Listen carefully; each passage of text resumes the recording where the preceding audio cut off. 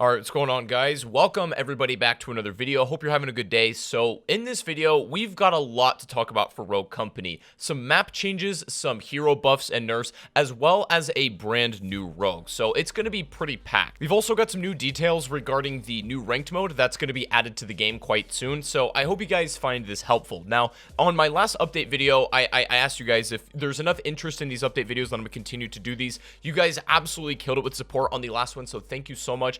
If you guys don't mind leaving a like rating on this one, that would be great. Also, remember to subscribe if you're new to the channel, as around 88% of my audience is not currently subbed. A lot of new faces have found the channel recently, so if you want more Rogue Company updates and news and rankings and everything like that, make sure to subscribe and stick around, as we're super close to 300,000. So with that stuff out of the way, let's get started. Now, the first update that I want to discuss with you guys are actually some map changes coming to the game. Now, generally speaking, the layouts of all of the maps in Rogue Company have more or less been laid out the same and been static throughout the game's life cycle. However, we are getting a couple changes to Canals and High Castle. So I'm going to show you what these look like, and I would say that the most significant change to speak about is the one in Canals. And so as you can see, there has been basically a new window added over here on the right side, and I think the reason why this was added is this middle section of the map was incredibly hard to flank and kind of just a deadly trap to go through. If you're playing up against a team that's got that locked down, it just felt a little bit unfair, and there was like very few options to actually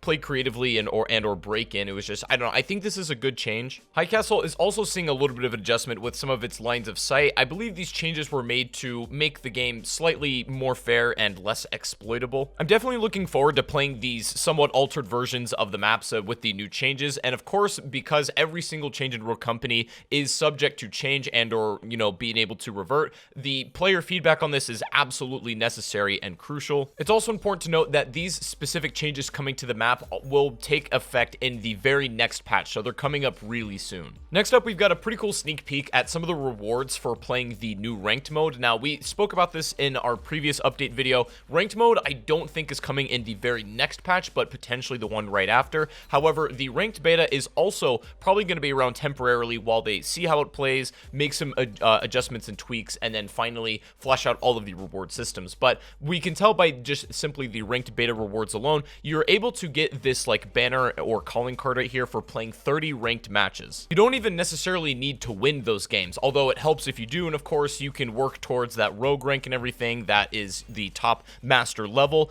But regardless, even if you just play the ranked beta, if they decide to include this in the next update, you're going to get rewarded simply for playing it and trying it out and helping them test it. Next up, we've got some pretty major buffs and nerfs coming to a few characters as well as perks. Now, in our previous update, a lot of you guys know we mentioned Headstrong is getting a buff. This is the perk that allows you to have 25 extra armor. However, the biggest flaw in this perk was that it was a one-time use, and if you died with it or if you happened to get tagged before your first like real gunfight or encounter, it was essentially useless, and because of the amount of points it costs, it just really wasn't worth it in the long run. So it is again confirmed getting a change. You will now be able to repair it in game. It looks like just on a like timer cooldown, to be honest. Some of the variance between how often you're able to repair it may depend on the game mode you're playing, whether it's strikeout or demolition or extraction, something like that. Regardless, this was information we kind of knew was coming. Now, we do have some changes coming to Vi's Nightshade assault rifle. This is really going to help turn it around, I think. Now, I criticized Vi's Nightshade in the past for being like a decent gun, but it definitely gets outclassed by many of the other weapons in the game. However,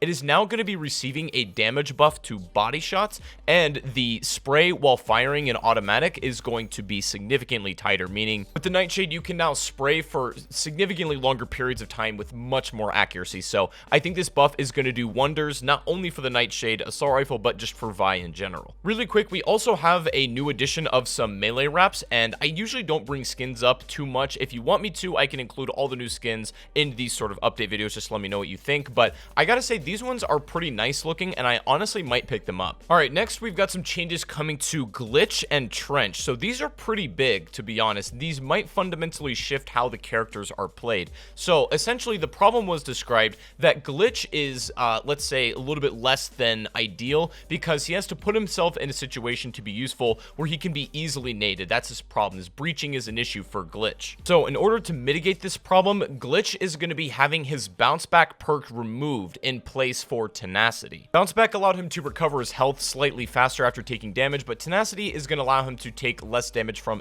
explosives, which again was the easiest way to kill Glitch. And this is fundamentally why in most of my rankings that I've done, I've always put Glitch as fairly low tier, because in theory, he's a really good rogue. On paper, he's great, but in practice, once you sort of understand his exploit and how he can be easily counterplayed, you can just completely shut Glitch down. And I think this is the biggest reason what discouraged people from running Glitch in the first place, because you don't want to be the guy that just gets absolutely dumped on by nades when you're trying to push a point or something. So I think this is going to make Glitch a lot more effective than he used to be. Now, in regards to Trench, it's been described that he essentially has the opposite problem to Glitch, whereas his main issue is breaching. Trench's main problem is that he's like too easy to play safe, right? You can essentially hold down a point or some kind of line of sight, and you're extremely hard to flank if set up properly. Trench is also fairly difficult to flush out of a point because with his perks allows him to have a little bit less explosive damage. That is going to be changing. So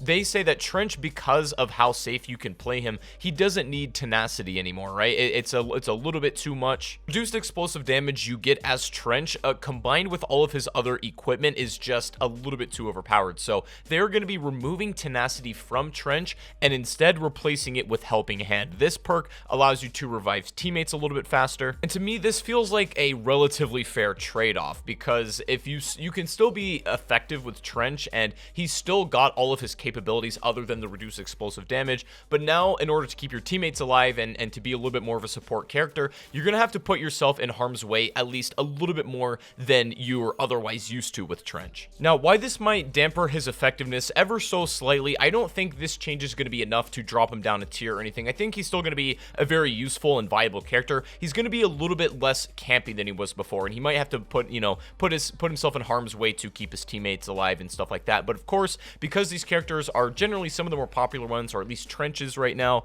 then your feedback on these changes is absolutely crucial. So definitely let me know what you think. Now, let's get into some of the juiciest information of this video, the brand new rogue. And before we get too deep into this, it's important to keep in mind that with basically all leaked content, especially for this game, that everything is subject to change. There's nothing set in stone about this. Some of these could be altered before it's shipped to the final product of the game. But regardless, let's discuss some of the coolest things that the new rogue is going to offer. So the new rogue seems to be focused around a mechanic role, or like repairing equipment and traps and stuff like that. So the rogue's code name is named Fixer. And I know what you're thinking immediately. That sounds pretty silly for an official rogue name, but don't worry. I would imagine that Fixer is simply the work in progress name, and the final build one is going to be vastly different. But this character, the code name can really indicate to us what it's all going to be about. So this is what it looks like. This new rogue was discovered in a small Twitter video that Rogue Company put out, and in the YouTube cut of this video, it does not appear, so it was only on Twitter. I want to give a big shout out to Rogue Company Leaks on Twitter for bringing this one into the limelight. We can see this character sort of has like a suit and tie on, some sunglasses. He kind of looks like P. Diddy.